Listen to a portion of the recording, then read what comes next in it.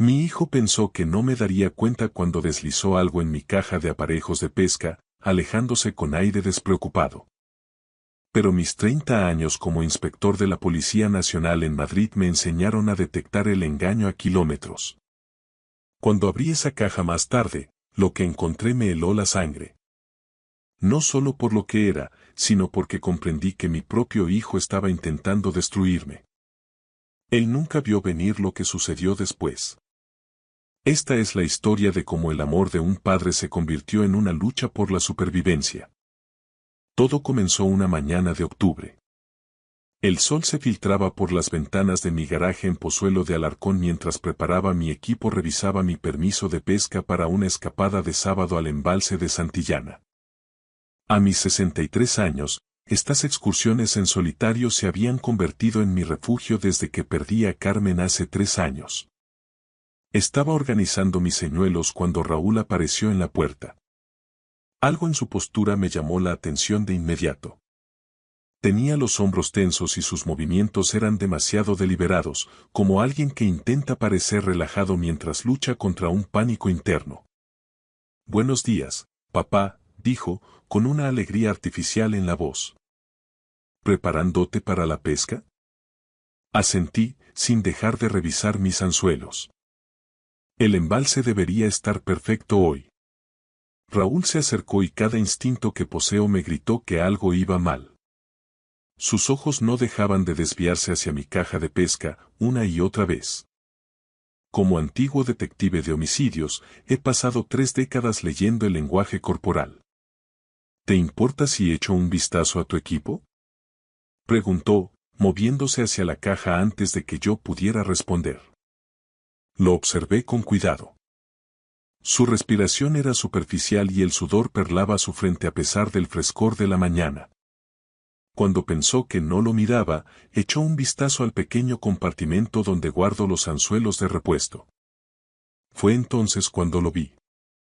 La mano derecha de Raúl se movió con precisión entrenada hacia el bolsillo de su chaqueta, extrayendo algo pequeño envuelto en papel de seda negro. El movimiento fue tan rápido y furtivo que, si no hubiera estado mirando con ojos expertos, me habría pasado desapercibido. Colocó el objeto en el fondo del compartimento principal, ocultándolo entre mis cucharillas y plomos. Toda la secuencia duró menos de 10 segundos, pero para mí fue como ver un crimen desarrollarse a cámara lenta en mi propio garaje. Mi corazón latía con fuerza, pero me obligué a mantener la calma, continuando con mis hilos de pesca como si nada hubiera pasado. Raúl dio un paso atrás, limpiándose las manos en los vaqueros en un gesto que parecía más de eliminar pruebas que de limpieza. Bueno, te dejo con lo tuyo, dijo, dirigiéndose ya hacia la puerta. Pásalo bien, papá. A ver si pescas algo grande. Lo vi desaparecer hacia el interior de la casa, sus pasos resonando por la escalera. El garaje quedó en silencio, salvo por el tráfico lejano de la M40 y mi propia respiración pesada. Me quedé mirando mi caja de aparejos como si se hubiera transformado en algo peligroso. Sea lo que Raúl había escondido, estaba claro que no quería que lo encontrara de inmediato, pero parecía esperar que lo hiciera eventualmente. La contradicción no tenía sentido, a menos que quisiera que lo encontrara cuando ya fuera demasiado tarde para reaccionar. La comprensión me golpeó como un impacto físico. Mi propio hijo acababa de plantar algo entre mis pertenencias que esperaba que me causara graves problemas. Pensé en los últimos meses. Su desesperación creciente por el dinero, sus cambios de humor, la forma en que evitaba el contacto visual. Eran señales que yo había atribuido al estrés del desempleo y al duelo por Carmen. Señales que había ignorado porque lo amaba. Pero 30 años de servicio me habían enseñado que el amor puede cegarte ante la verdad. Y la verdad estaba allí, en mi caja de pesca, envuelta en papel negro como un regalo que nunca quise recibir. Me quedé allí, en medio de mi garaje, mirando fijamente la caja de pesca que ahora parecía una bomba de relojería. Mi mente retrocedió a la noche anterior. Tal vez debí verlo venir. Las señales estaban allí durante la cena, escritas en el rostro de Raúl con una desesperación que preferí ignorar. La noche del viernes había empezado con normalidad. Yo preparaba unos filetes a la plancha mientras Raúl ponía la mesa. El aire de octubre traía ese olor a castañas asadas típico de Madrid, y por un momento casi pareció que volvíamos a los viejos tiempos, cuando Carmen salía de la cocina quejándose de que tardaba demasiado con la carne. Pero Carmen ya no estaba. La silla vacía en nuestro comedor de Pozuelo era un recordatorio constante de todo lo que habíamos perdido hacía 3 años. Raúl había estado inusualmente callado, moviendo la comida por el plato sin probar bocado. Sus manos temblaban al alcanzar el vaso de agua, pero lo atribuía al estrés de buscar empleo.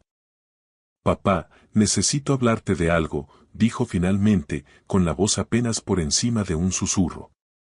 Reconocí ese tono de inmediato, era la misma voz que usaba cuando era adolescente y necesitaba dinero para alguna excursión del instituto. Pero Raúl ya tenía 28 años, y estas conversaciones se habían vuelto demasiado frecuentes. «¿Qué pasa, hijo?». Respiró hondo, tamborileando los dedos nerviosamente contra la madera de la mesa. «Estoy en problemas. Problemas de dinero. Necesito 50.000 euros». La cifra me golpeó como una bofetada. Solté el tenedor, estudiando su rostro bajo la luz tenue de la lámpara. Tenía los ojos inyectados en sangre y unas ojeras que lo hacían parecer mucho mayor. ¿Cuándo se había quedado tan delgado? ¿50.000? Repetí, intentando mantener la voz nivelada. Raúl, eso es más de lo que tengo de mis ahorros. ¿En qué clase de lío te has metido? Su mandíbula se tensó. Vi algo cruzar sus facciones. Ira, o tal vez una desesperación tan profunda que se había transformado en algo oscuro. ¿Acaso importa?, espetó. Soy tu hijo. Necesito ayuda. Claro que importa. Llevo meses ayudándote. El alquiler, la letra del coche, la compra. ¿A dónde va todo ese dinero? Raúl se levantó bruscamente, haciendo que la silla chirriara contra el suelo de parqué. Tú no entiendes a esta gente. No tienen paciencia.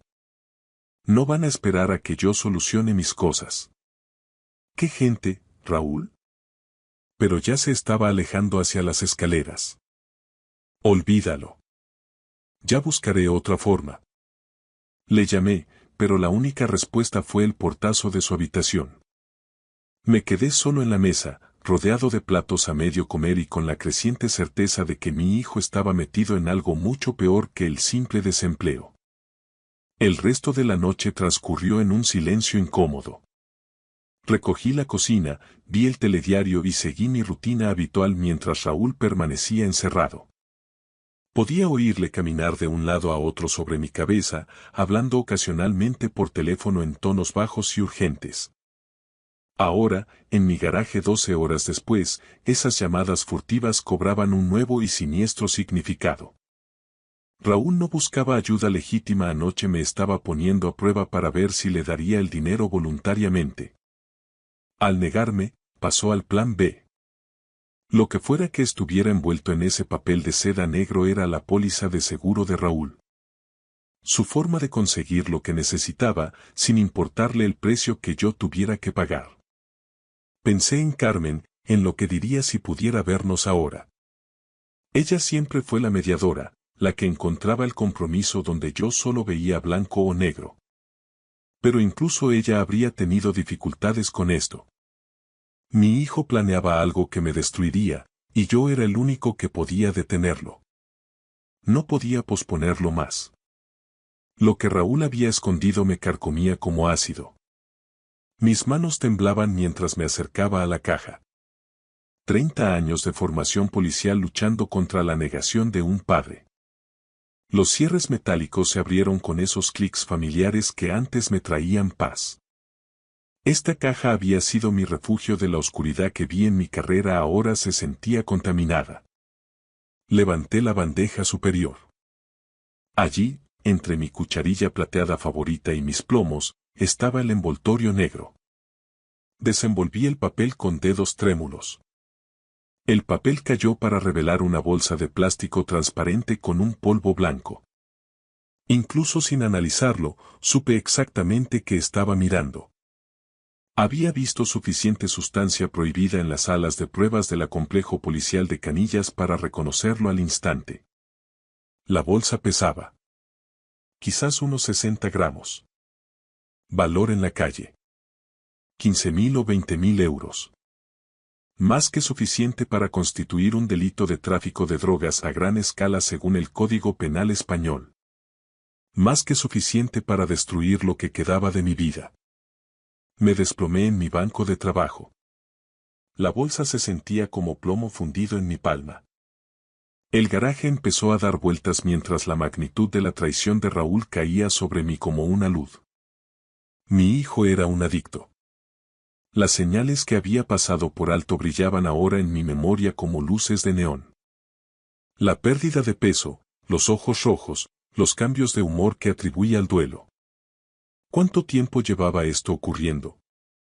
¿Cómo yo, un hombre que pasó 3 décadas atrapando criminales, no vi que mi propio hijo se había convertido en uno? Pero peor que la adicción era la traición. Raúl no había escondido la droga allí por accidente. Fue deliberado, calculado. Quería que encontraran esa mercancía, pero no hasta que fuera demasiado tarde. No hasta que alguien más lo encontrara primero.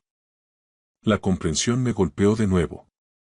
Raúl planeaba tenderme una trampa. Pensé en Carmen y en las promesas que le hice en su lecho de muerte sobre cuidar de nuestro hijo. Está perdido sin mí, Alejandro, me había susurrado. Prométeme que serás paciente con él. He sido paciente durante 3 años mientras Raúl caía en la adicción ante mis propios ojos. He sido paciente mientras vaciaba mis ahorros con supuestas emergencias. He sido paciente mientras el niño dulce que Carmen crió se transformaba en alguien a quien ya no reconocía. Lágrimas que no había derramado desde el funeral de Carmen quemaban mis ojos mientras miraba aquel paquete maldito. Esto ya no se trataba solo de dinero. Se trataba de supervivencia la mía. Si el plan de Raúl funcionaba, me arrestarían por tráfico de drogas. A mi edad, una condena de este tipo significaría pasar mis últimos años en el módulo de fuerzas de seguridad de la prisión de Estremera, mientras Raúl heredaba todo por lo que Carmen y yo habíamos trabajado toda la vida. El chico al que enseñé a pescar en este mismo garaje estaba dispuesto a destruirme para salvarse a sí mismo. Envolví aquella sustancia de nuevo en el papel de seda. Mis manos estaban más firmes ahora, la determinación fría reemplazó al shock. Raúl pensaba que estaba jugando al ajedrez con alguien que no conocía las reglas. Pero había olvidado que su padre pasó 30 años yendo un paso por delante de los delincuentes. Si mi propio hijo quería jugar a esto, iba a descubrir que me guardaba unos cuantos movimientos que no esperaba. Las emociones eran un lujo que no podía permitirme. Tenía que entender por qué. Entré en la casa y subí las escaleras hacia la habitación de Raúl. Al llegar al rellano, oí su voz a través de la puerta cerrada, urgente y suplicante. Te he dicho, Marco, que solo necesito una semana más. Mi padre se está poniendo difícil con el dinero, pero estoy en ello. Me pegué a la pared del pasillo, escuchando con cada instinto policial activado. No, no, por favor, no hagas eso. Tengo un plan. Para mañana por la noche tendré todo lo que necesitas. 50.000. Se me heló la sangre. Entonces escuché que hacía otra llamada. Elena, soy Raúl. Sí, sé que el pago del préstamo de la casa está atrasado, pero tendré el dinero mañana. No tendrás que iniciar el proceso de embargo. Casi se me doblan las rodillas. ¿Embargo? Raúl había usado mi casa como aval para algo y yo no sabía nada. 20 minutos después, Raúl salió de su habitación, vestido con ropa de entrevista, pareciendo compuesto a pesar del pánico que le acababa de oír. Me voy a esa entrevista de trabajo, papá, me gritó desde la escalera. Deséame suerte. Esperé hasta que escuché su coche salir del garaje y me puse manos a la obra. La habitación de Raúl contaba la historia a través de documentos que había intentado ocultar. Los extractos bancarios mostraban retiradas masivas de efectivo en los últimos 6 meses. Las facturas de tarjetas revelaban adelantos por un total de 30.000 euros, la mayoría realizados en el Casino Gran Madrid de Torrelodones. Pero fue el contrato de préstamo lo que me hizo temblar las manos. Elena Vázquez, una prestamista privada, le había dado a Raúl 80.000 euros usando mi casa como garantía. Mi firma había sido falsificada en documentos que ponían en riesgo todo lo que poseía. El panorama era cristalino. Raúl había dilapidado dinero que no tenía en el juego. Cuando las deudas del casino crecieron, pidió dinero a Elena, falsificando mi firma. Cuando ese dinero se acabó, recurrió a un tal Marco para conseguir drogas, probablemente planeando venderlas para pagar sus otras deudas. Ahora, ambos acreedores le pisaban los talones. Marco quería 50.000 euros para el domingo o Raúl se enfrentaría a consecuencias que iban más allá de la ruina financiera. Elena embargaría mi casa en cuestión de días. Atrapado entre dos personas peligrosas, Raúl había decidido sacrificar a su padre para salvarse a sí mismo. La trampa no era solo por dinero, era para eliminar a la única persona que podía impedir que perdiera todo lo que yo había construido. Sentado en su habitación, rodeado de pruebas de su traición, sentí que los últimos rastros de sentimiento paternal se evaporaban. Esto ya no era ayudar a un hijo con problemas, era sobrevivir. Fotografié los documentos con mi móvil antes de volver a esconderlos. Si esto llegaba a los juzgados, necesitaría pruebas de que Raúl había robado mi identidad. Pero primero, tenía que ocuparme de la amenaza inmediata. Lo que había en mi caja de pesca era una pistola cargada apuntando a mi futuro, no iba a dejar que Raúl apretara el gatillo. Regresé al garaje con paso firme y decidido. 30 años en el cuerpo me habían enseñado que la mejor defensa es un buen ataque. Raúl creía que estaba jugando con un aficionado, pero estaba a punto de descubrir que su padre aún guardaba trucos de sus años en activo. El paquete seguía exactamente donde lo había dejado, envuelto en ese papel de seda negro. Lo tomé, sintiendo su peso en la palma de mi mano. 60 gramos de polvo blanco que podían destruir mi vida o salvarla, dependiendo de dónde terminaran. A través de la ventana del garaje, vi su Honda Civic aparcado en la entrada. Era un coche de 10 años que yo mismo le ayudé a comprar cuando terminó la universidad, cuando aún creía que llegaría a ser alguien de provecho. Oí abrirse la puerta principal y la voz de Raúl gritando. Papá, el coche vuelve a hacer ruidos raros. Voy a pedir un Uber para ir a la entrevista, no quiero arriesgarme a quedarme tirado. Perfecto. Una mentira más para su colección, pero esta jugaba a mi favor. Buena idea, hijo, le respondí. Más vale prevenir que lamentar. Esperé a oír la llegada del Uber y cómo sus pasos se alejaban por el camino de la entrada. Entonces cogí las llaves de su coche, que siempre dejaba en el gancho de la puerta trasera. El maletero del Honda se abrió con un clic suave. Dentro había unas pinzas, una rueda de repuesto y una vieja bolsa de deporte que no usaba desde hacía meses. Aparté la bolsa y coloqué aquel paquete debajo, junto al paso de rueda, donde sería fácil de encontrar pero no visible a primera vista. Al cerrar el maletero, pensé en Carmen y en lo que diría si pudiera verme ahora. Ella siempre creyó en las segundas oportunidades y en el poder del amor para redimir los peores errores. Pero Carmen nunca se enfrentó a un hijo dispuesto a destruir a su propio padre para salvar el pellejo. Devolví las llaves a su sitio y regresé al garaje. Mi caja de pesca estaba abierta sobre el banco, ahora inocente sin su carga mortal. Limpié meticulosamente cada superficie que Raúl pudiera haber tocado, eliminando cualquier rastro. No se me escapaba la ironía. Durante 3 años intenté salvar a un hijo que ya estaba perdido, ahora intentaba salvarme a mí mismo del hijo al que no pude rescatar.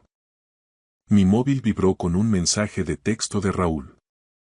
La entrevista ha ido genial. Me dirán algo el lunes. Gracias por confiar en mí, papá. Esa mentira tan casual me habría dolido ayer, hoy, simplemente confirmaba lo que ya sabía. Raúl había cruzado una línea de no retorno. Recordé las llamadas que había escuchado antes, su desesperación suplicando a Marco y a Elena por más tiempo. Les había prometido el dinero para mañana por la noche, un dinero que planeaba obtener destruyéndome a mí. Pero los planes suelen salir mal cuando subestimas a tu oponente. Reorganicé mis señuelos y plomos hasta que todo quedó impecable. Un viejo policía preparándose para un día de pesca tranquilo, nada más. Raúl regresaría esperando encontrar su trampa lista. En su lugar, descubriría que la trampa había cambiado de dueño y que él ya no era el cazador. Raúl regresó a casa poco después de las 6 de la tarde, con un aspecto más confiado de lo que lo había visto en meses. Entró por la puerta principal con un paso ligero, como si sus problemas se hubieran esfumado de repente. ¿Cómo fue la entrevista?, pregunté desde mi sillón, manteniendo un tono casual. ¿En serio? Pues, papá, parecían impresionados, respondió él, colgando su chaqueta en una silla de la cocina con movimientos relajados. Creo que esta podría ser la oportunidad que estaba esperando. Lo observé con atención, notando cómo sus ojos evitaban mirar hacia el garaje. Estaba actuando, y lo hacía de forma convincente. Si no supiera la verdad, le habría creído. Eso es maravilloso, hijo. ¿Cuándo te dirán algo? Para el lunes. Raúl se dirigió hacia las escaleras y se detuvo. Estoy bastante cansado. Creo que descansaré un poco antes de cenar. Asentí y volví a mirar la televisión, pero presté atención a cada sonido que venía de arriba. Cada crujido, cada conversación amortiguada a través de su puerta. No tardó mucho. A los 20 minutos, oí la voz de Raúl, urgente y excitada. Sí, quiero denunciar un caso de tráfico de drogas. Mi nombre es Raúl Hernández y tengo pruebas de que mi padre está traficando con sustancias prohibidas. Mi corazón martilleaba, pero me obligué a permanecer inmóvil. Este era el momento. Alejandro Hernández, 63 años. Ha estado escondiendo material ilícito en su caja de aparejos de pesca. Lo vi con una gran cantidad de esa sustancia esta mañana. Podía oír la satisfacción en su voz, el alivio de alguien que cree que sus problemas están a punto de solucionarse. Dio nuestra dirección en Pozuelo, describió la ubicación de la caja e incluso dio detalles sobre mis supuestos socios criminales. Sí, me mantendré a la espera. Por favor, dándose prisa. Temo que intente mover la droga. La ironía habría sido graciosa si no fuera tan trágica.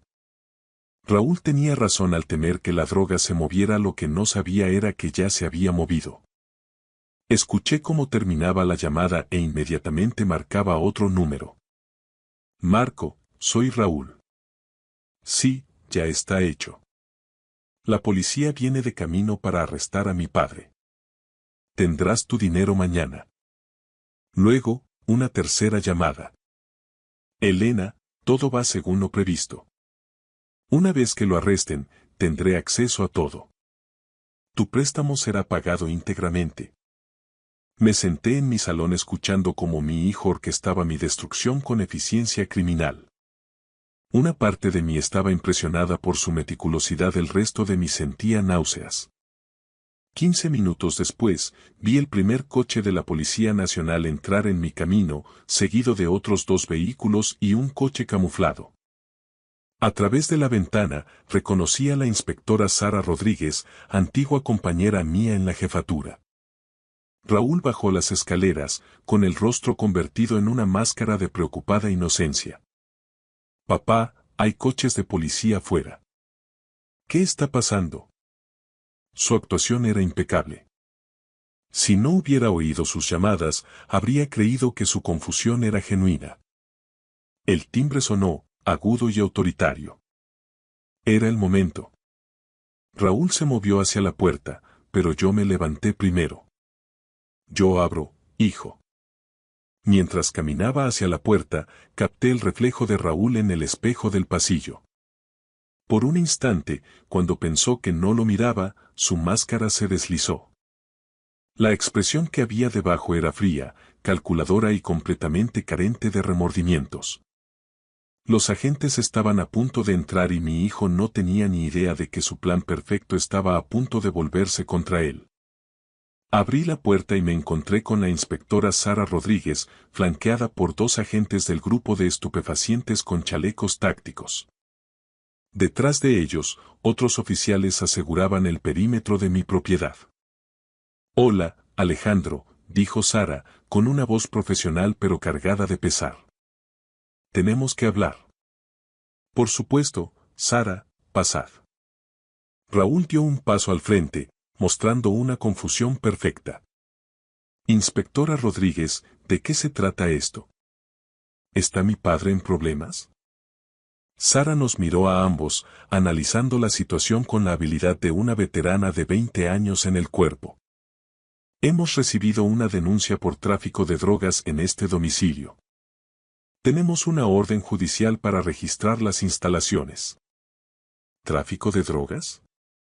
La voz de Raúl se quebró con un choque fingido. «Eso es imposible. Mi padre nunca». «Está bien, hijo», dije con calma. «Deja que hagan su trabajo». El agente al mando dio un paso adelante. «Sr. Hernández, tenemos información de que ha estado guardando sustancias ilegales en su caja de aparejos de pesca». Los ojos de Raúl brillaron con una cooperación servil. «Oh, eso está en el garaje. Puedo enseñaros exactamente dónde está». Seguí al grupo, observando el paso confiado de Raúl.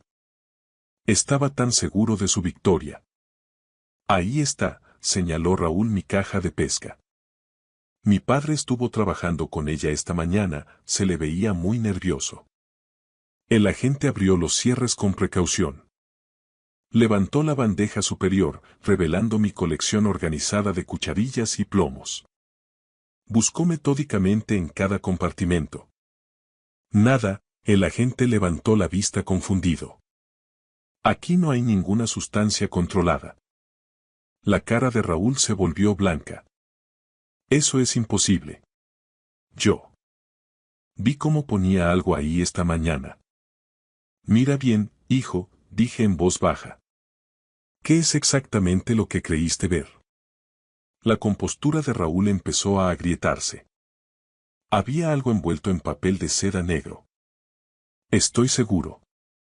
Sara Rodríguez estudió a Raúl con un nuevo interés. «Pareces muy seguro de lo que contenía la caja de tu padre». «¿A qué se debe eso?»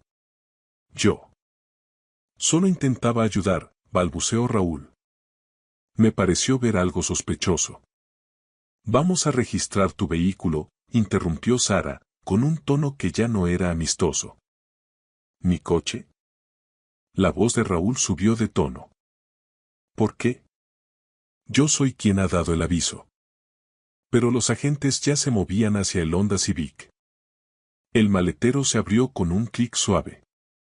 El agente apartó la bolsa de deporte y se detuvo. Su mano emergió sosteniendo la bolsa de plástico transparente llena de polvo blanco, envuelta en el familiar papel de seda negro.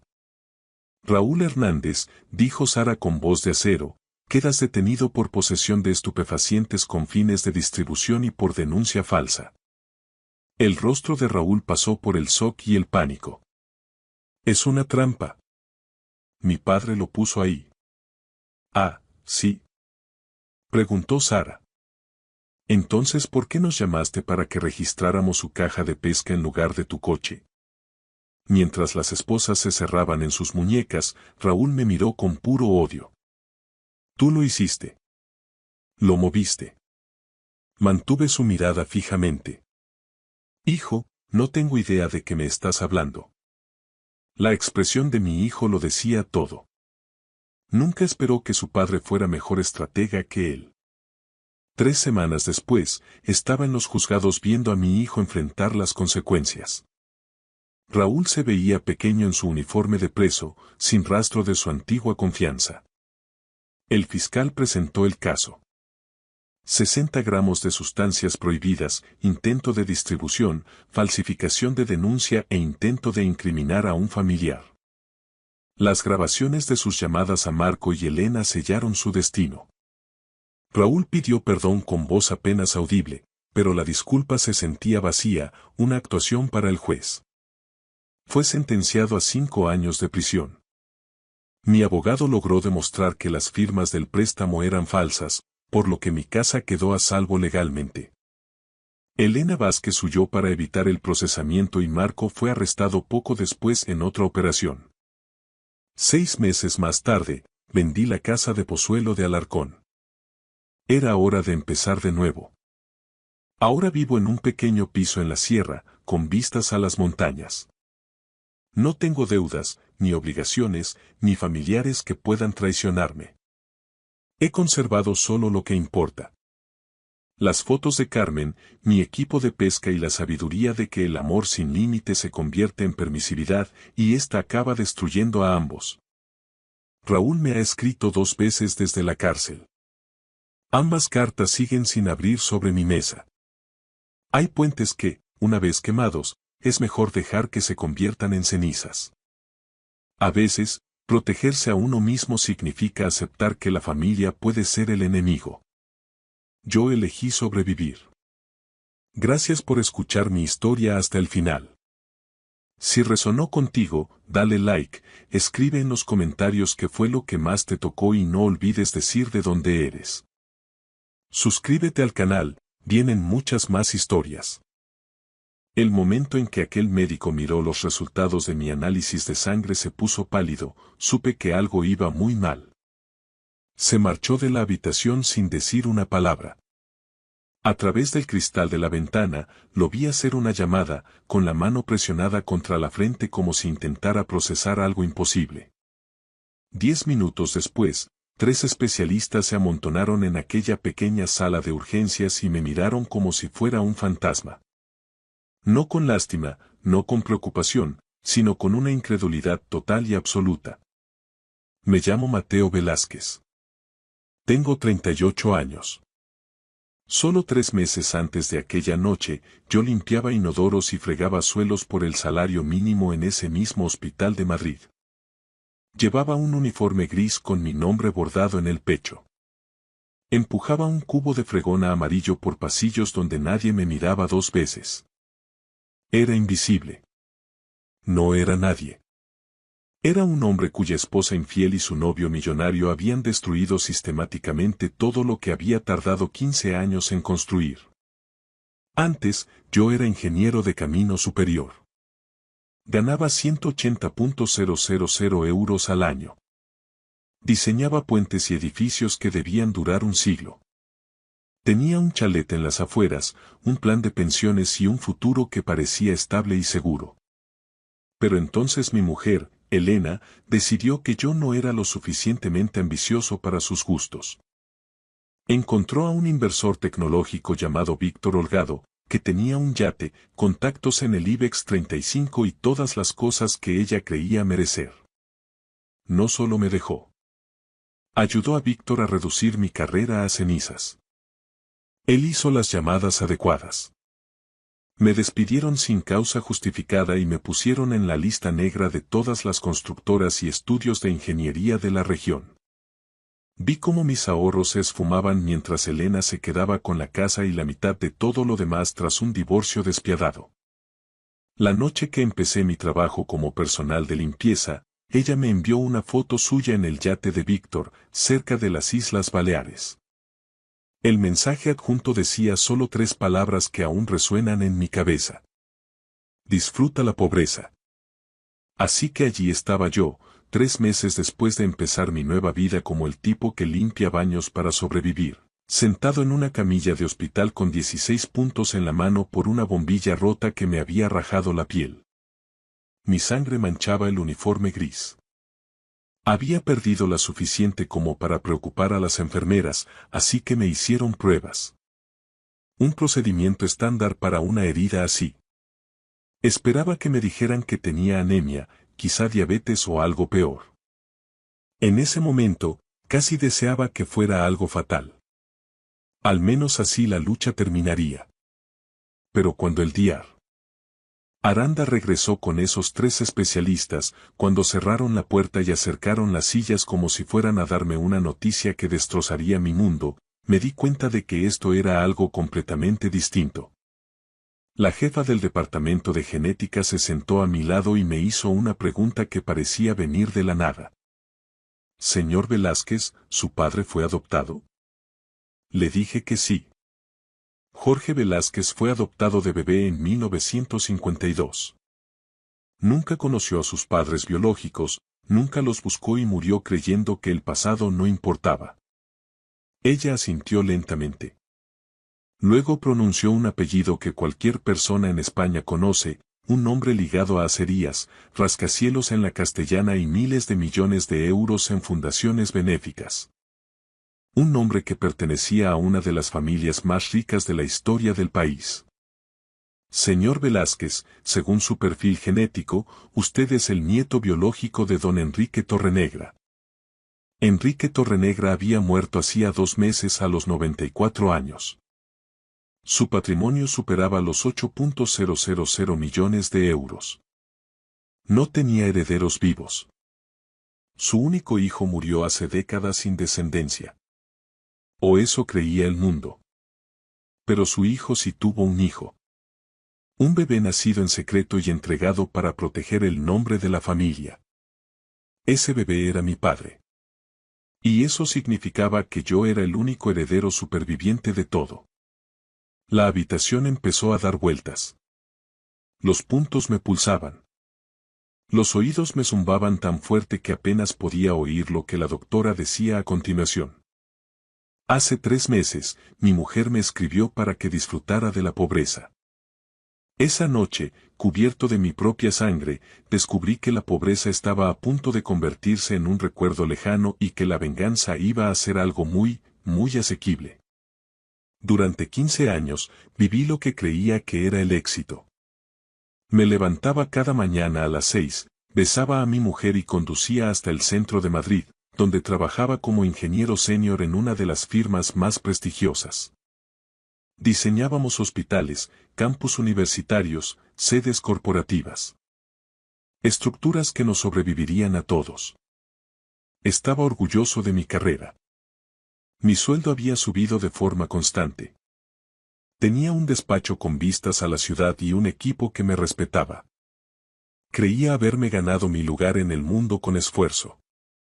Elena y yo nos conocimos en la universidad. Ella estudiaba ADE y yo estaba inmerso en mis cálculos de estructuras. Era hermosa, ambiciosa y con una energía que te hacía sentir que todo era posible. Cuando me miraba y decía que yo llegaría lejos, la creía. Quería ser el hombre que ella veía en mí. Nos casamos 2 años después de graduarnos. Una ceremonia pequeña, una recepción modesta, solo familia y amigos cercanos.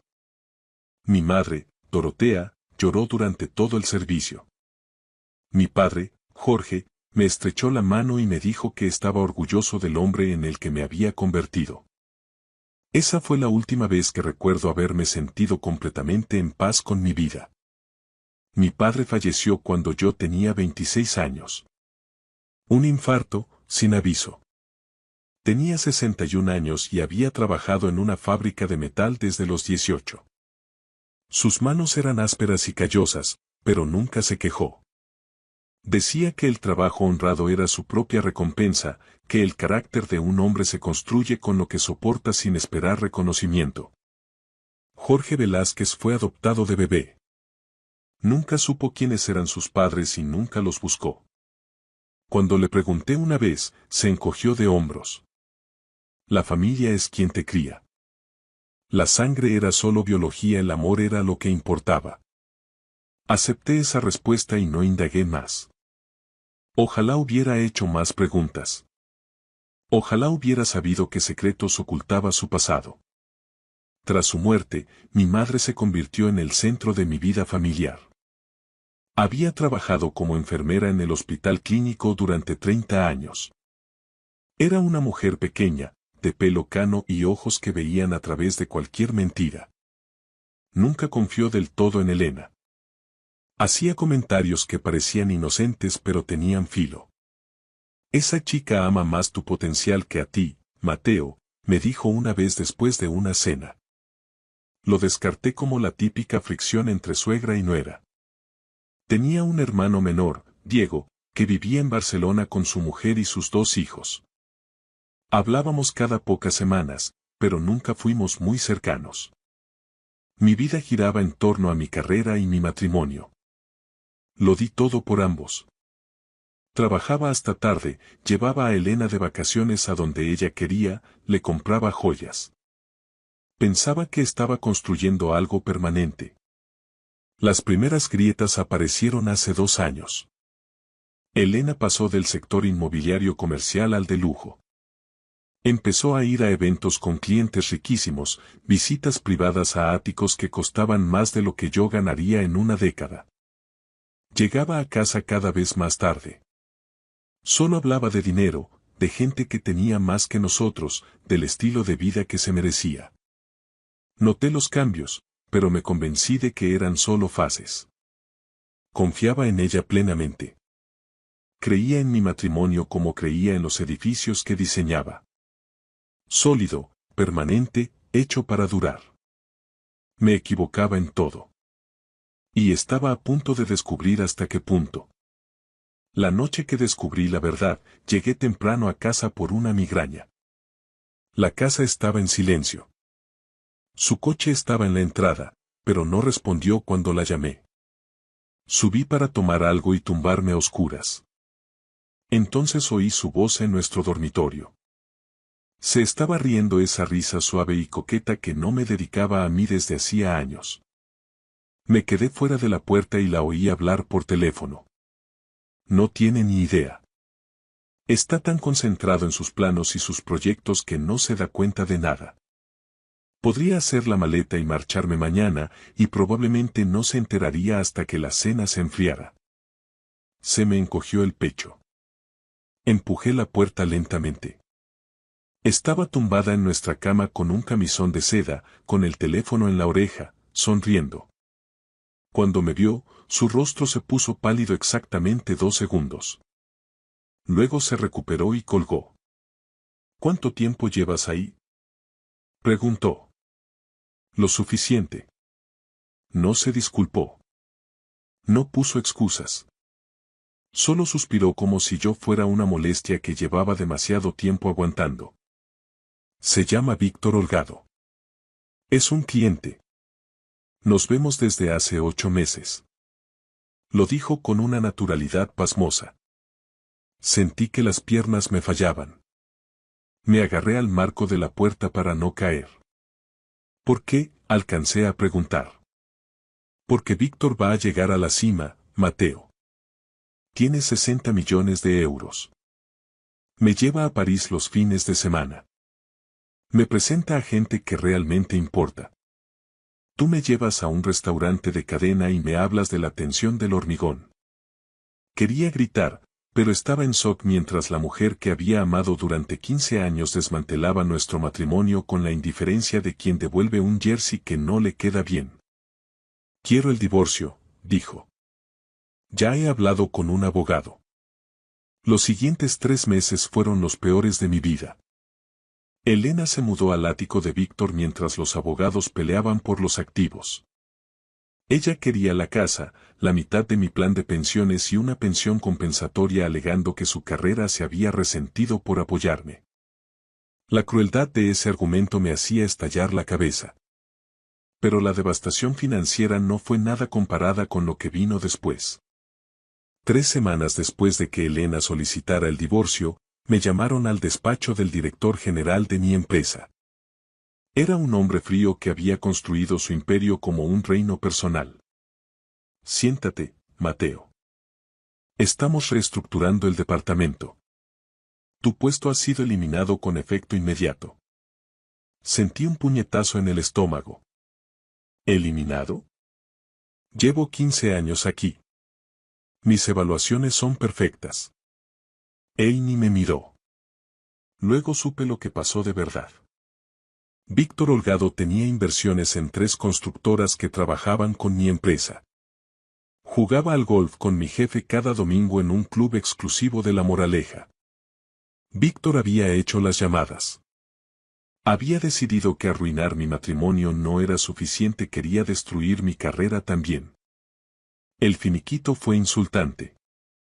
Mi abogado dijo que podíamos pelear, pero el litigio costaría más de lo que recuperaría. El sistema legal español está diseñado para quien puede esperar años. Yo no podía esperar ni semanas para comprar comida. Mandé currículums a todas partes. Las respuestas eran siempre las mismas. Rechazos educados, puestos que se llenaban de repente. No entendía nada hasta que un excompañero me invitó a una caña y me confesó la verdad. Víctor Holgado ha estado llamando, Mateo. Dice que eres difícil, poco fiable. Que te echaron por bajo rendimiento. Nadie quiere tocarte. Estaba en la lista negra. Borrado de una industria a la que di mi vida. En 6 meses pasé de un despacho de esquina a un estudio de 30 metros cuadrados en un barrio obrero degradado, con manchas de humedad en el techo y rejas en las ventanas. Mis ahorros se evaporaron. Vendí mi reloj, mis palos de golf, todo lo que no fuera esencial. Mi madre me llamaba cada día. Me suplicaba que me mudara con ella, pero no podía. Tenía 72 años y vivía de una pensión mínima. No quería ser una carga. Estoy bien, mamá, le decía. No lo estaba. Me estaba hundiendo. El único trabajo que encontré fue de limpiador nocturno en el mismo hospital donde mi madre trabajó 30 años. Cobraba poco más de 11 euros la hora por fregar suelos y limpiar baños. La ironía era dolorosa. Ahora su hijo empujaba un cubo de basura como un fantasma al que nadie quería ver. La noche que ella me envió aquel mensaje, yo estaba de rodillas limpiando un derrame en la sala de espera de urgencias. Mi móvil vibró. Era una foto de Elena y Víctor en un yate. Ella llevaba un bikini blanco y gafas de sol enormes, brindando con champán. Parecía un anuncio de una vida que yo nunca tendría. El texto decía: disfruta la pobreza. Deberías haber sido más ambicioso. Algo dentro de mí se resquebrajó. No se rompió, se resquebrajó. Hay una diferencia. Romperse es rendirse, resquebrajarse significa que algo está a punto de cambiar. No respondí. Seguí limpiando. Pasaron 3 meses de agotamiento. Perdí 10 kilos porque no podía permitirme comer bien. Dejé de llamar a mis amigos. La noche que todo cambió empezó como cualquier otra. Estaba cambiando un fluorescente fundido en un almacén. Se quedó atascado y, al forzarlo, el cristal estalló en mi mano. El dolor fue intenso. La sangre brotaba de mi palma y mi muñeca. Una enfermera me encontró apoyado contra la pared, empapado en sangre. Me llevaron a urgencias como paciente, no como el tipo que limpiaba sus suelos. Un médico joven, el Dr. Aranda, me dio 16 puntos. Fue profesional y amable. Has perdido mucha sangre, dijo. Haremos unas pruebas por protocolo. Asentí. No tenía idea de que un análisis de sangre iba a desenterrar un secreto enterrado durante décadas. Cuando el Dr.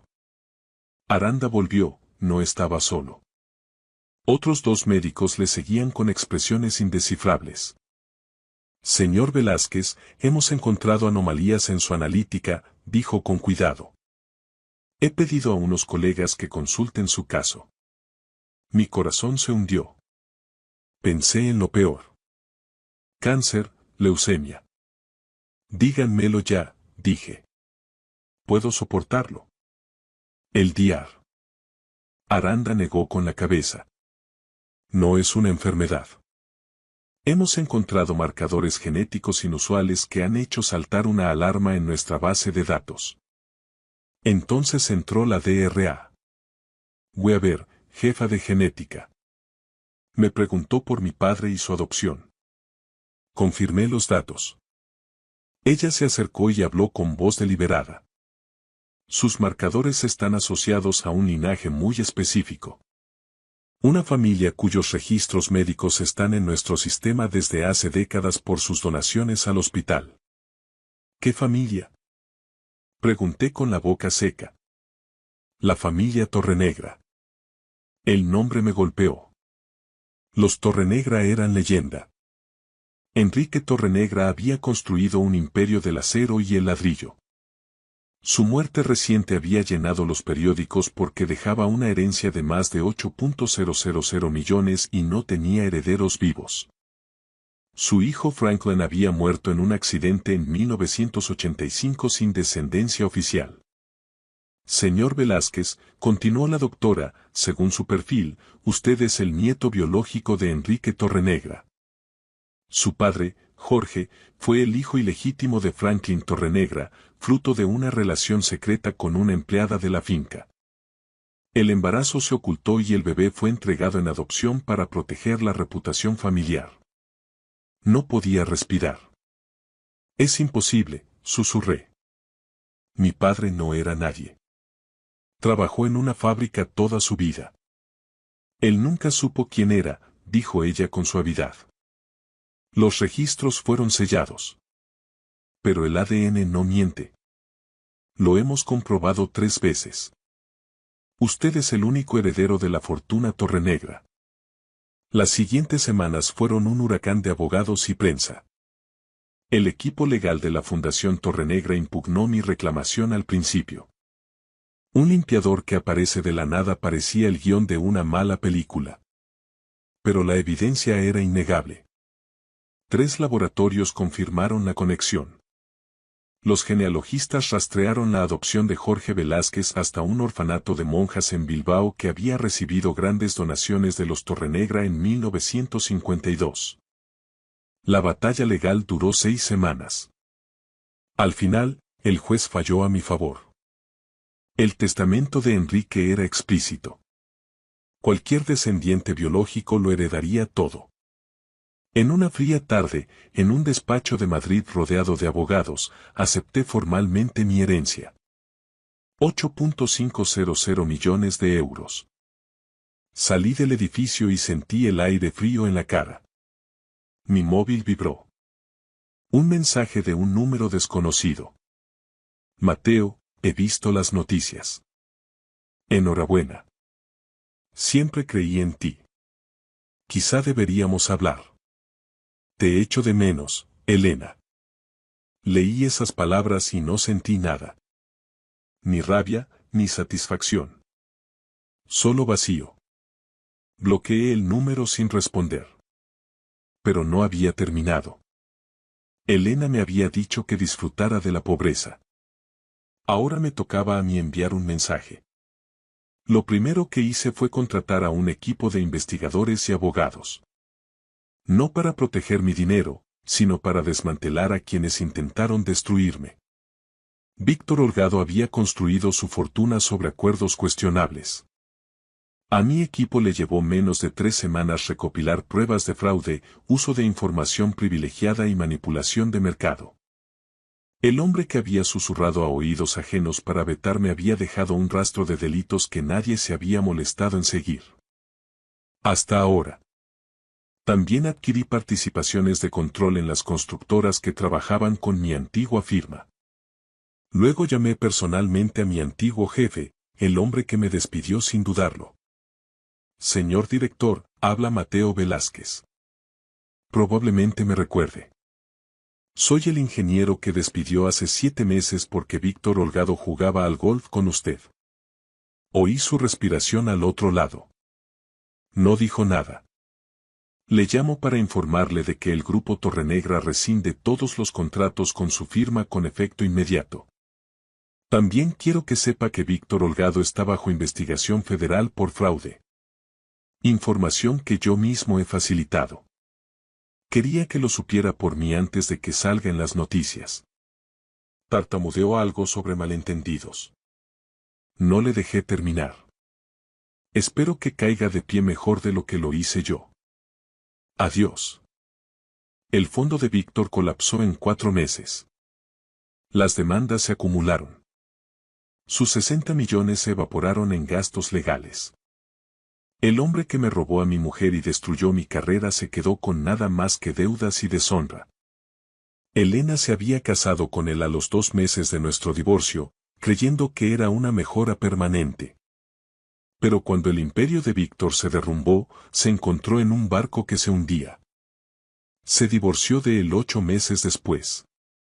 Oí que se mudó con su hermana a un pueblo pequeño. Nunca volví a hablar con ella. Mi silencio era el mensaje más poderoso. Pasaría el resto de su vida sabiendo que el hombre al que descartó por pobre era ahora uno de los más ricos del país. El dinero cambió mis circunstancias, pero me negué a que cambiara quién era yo. No me compré una mansión ni una flota de coches de lujo.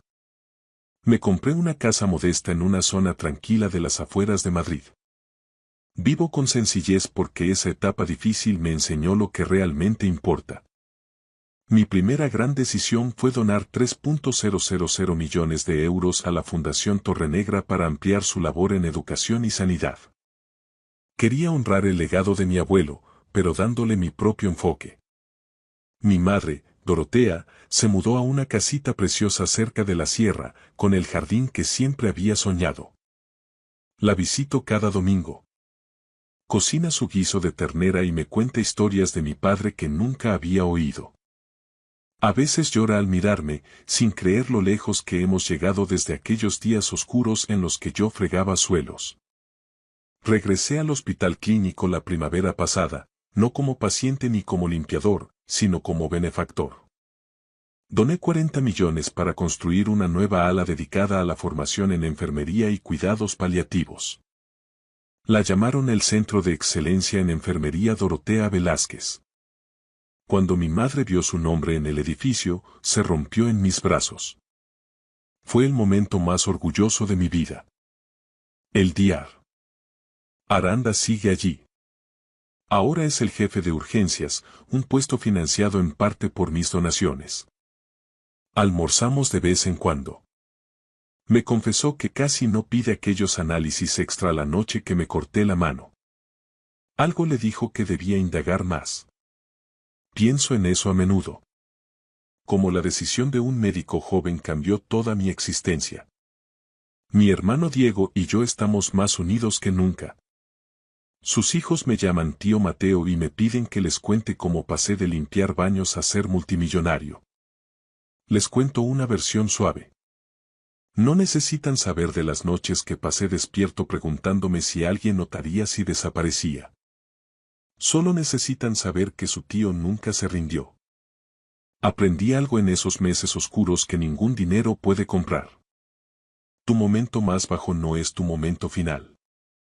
La noche que estaba en aquella camilla con el uniforme empapado en sangre, no tenía nada.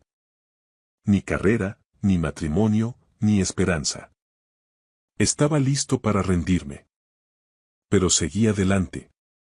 No sabía que mi sangre escondía un secreto, solo sabía que rendirse no era una opción porque mi madre me crió mejor que eso y mi padre me enseñó que el carácter se forja resistiendo. El ADN no me salvó. El dinero tampoco. Me salvó el hecho de no rendirme. Me salvó ir a fregar suelos noche tras noche. Me salvó sobrevivir cuando parecía imposible. Elena dijo que no era ambicioso. Se equivocaba. No lo era para las cosas que ella valoraba, lo era para algo más importante. Para seguir siendo un buen hombre incluso cuando el mundo me daba razones para ser amargo. Mi padre, Jorge, nunca supo que era un Torrenegra. Murió creyendo que era el hijo de un obrero. Pero me dejó valores que ninguna herencia podría igualar. Soy Mateo Torrenegra Velázquez. Soy multimillonario, ingeniero, hijo, hermano y un hombre que una vez limpió inodoros por 11 euros la hora. Soy todo eso porque cada experiencia me moldeó. Y soy la prueba viviente de que tu historia no termina hasta que tú decides que termine. Gracias por escuchar mi historia hasta el final. Si resonó contigo, dale like, escribe en los comentarios qué fue lo que más te tocó y no olvides decir de dónde eres. Suscríbete al canal, vienen muchas más historias.